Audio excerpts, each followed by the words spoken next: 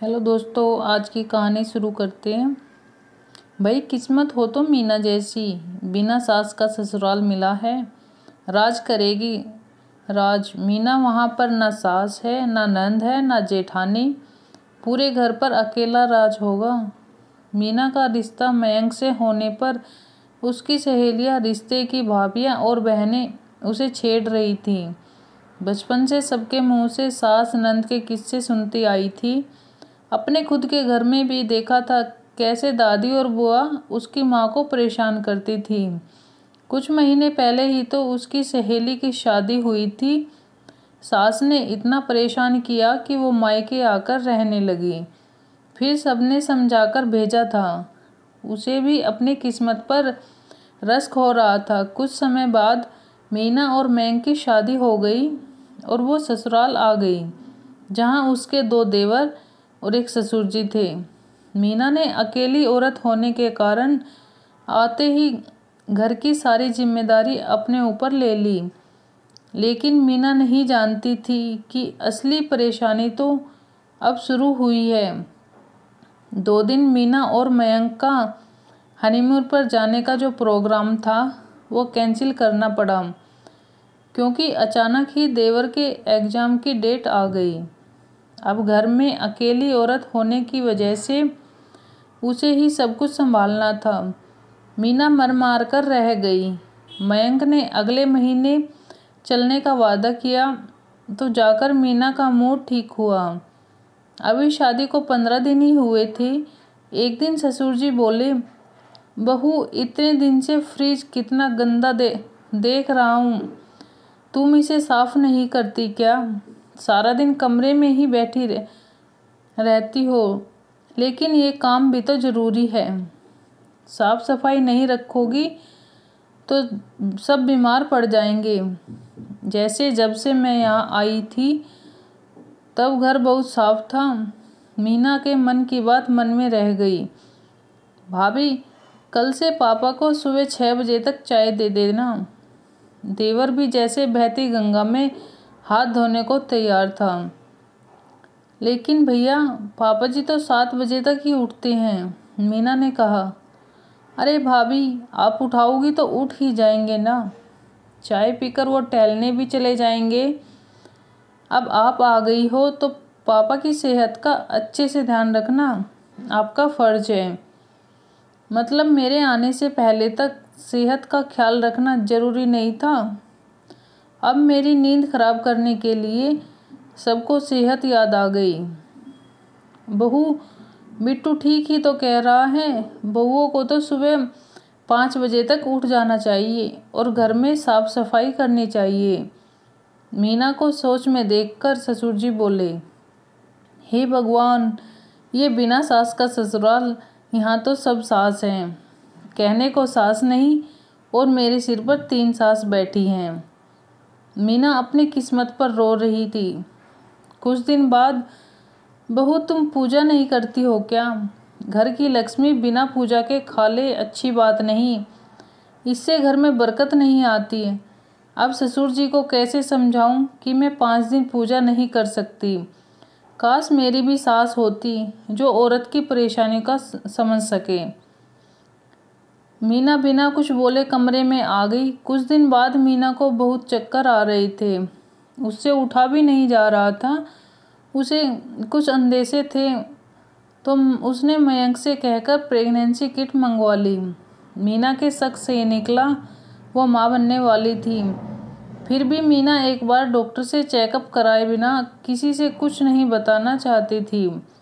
अगले दिन मीना डॉक्टर के पास गई। डॉक्टर ने टेस्ट करके बताया कि वो माँ बनने वाली है। जब वो घर आई तो सबको खुशखबरी देना चाहती थी, लेकिन उसके घर में कदम रखते ही, बहू तुमने हमें इस लायक भी नहीं समझा कि तुम हमें खुशखबरी सुनाओ।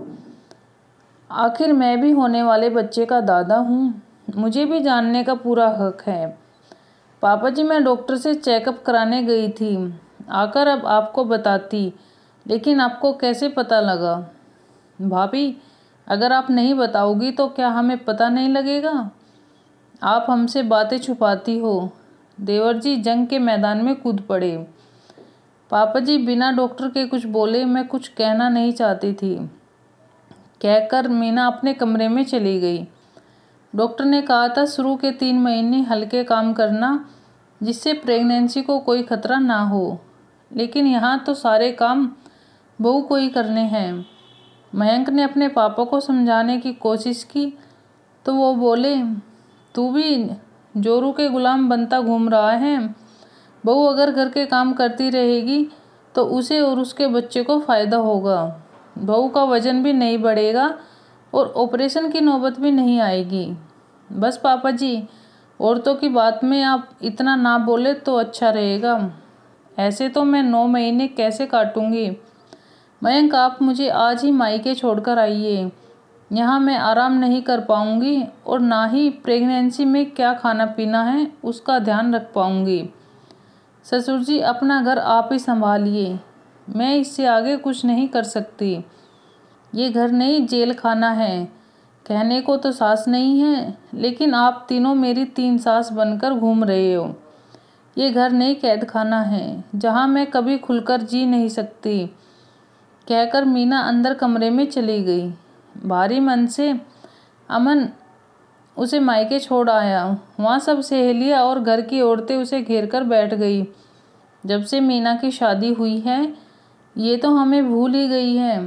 भाई वहाँ तो ससुर और देवर पर इसका ही राज चलता होगा, सबको अपनी उंगलियों पर नचाती होगी। सहेली की बात सुनकर मीना की आंख में आंसू आ गए। उसे रोता देख सब घबरा गए। उसकी माँ ने उसे अपने सीने से लगा लिया। थोड़ी देर रोकर जब उसका मन हल्का हो गया तब माँ ने ही पूछा, क्या बात है बेटा, क्यों इतनी परेशान क्यों लग रही हो। माँ तो अपनी बेटी के दिल का हाल बिना कहे समझ जाती है। आंटी जी, इसे क्या परेशानी होगी, मुझसे पूछिए दुख क्या होता है। सास ने इतना दुखी कर रखा है कि वहाँ रहना मुश्किल हो गया है।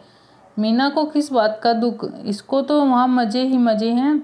बिन सास के अकेले पूरे घर पर राज करो, बस करो ये राज करो राज करो। वहाँ मेरी सास नहीं है, लेकिन मेरे ससुर और दोनों देवर 3 सास के बराबर हैं। शांति से 1 मिनट भी नहीं रह सकती, अपनी मर्जी से खा पी भी नहीं सकती। इन सबको इतने समय बिना औरत के रहने की आदत पड़ गई है। दोनों वक्त खाना बनाने के वक्त ससुर जी रसोई में खड़े रहते हैं। सबको प्रेजेंटेशन और स्वाद दोनों अपने हिसाब से परफेक्ट चाहिए। मीना, दुख सबकी ज़िंदगी में आते हैं, सबकी ज़िंदगी में कोई ना कोई दुख ज़रूर है। जिसका घर ना देखा वो बहुत अच्छा, वरना हर किसी को ज़िंदगी में दुख ज़रूर मिलता है, चाहे वो अमीर हो या गरीब, आदमी हो या औरत। पर फ़र्क सिर्फ इतना सा है कि सबके दुख उसकी परिस्थितियों के अनुसार बदलते रहते हैं। मीना की बात सुनने के बाद सब लोग सोच में पड़ गए कि क्या शादी के बाद भी औरत इतनी दुखी हो सकती है जहाँ घर में सास नंद ना हो। दोस्तों, आज की कहानी आपको कैसी लगी, इसके बारे में आपकी क्या राय है, कमेंट करके ज़रूर बताना। वीडियो अच्छी लगे तो लाइक और शेयर करना। चैनल पर पहली बार आए हैं तो चैनल को सब्सक्राइब ज़रूर करें। साथ में दिए घंटी के बटन को दबाएं, जिससे कि मेरी वीडियो के नोटिफिकेशन आप तक पहुंच जाए और आप जल्दी से वीडियो को देख लें। अपना कीमती समय देने के लिए धन्यवाद। मिलते हैं किसी नई वीडियो के साथ, तब तक के लिए बाय बाय।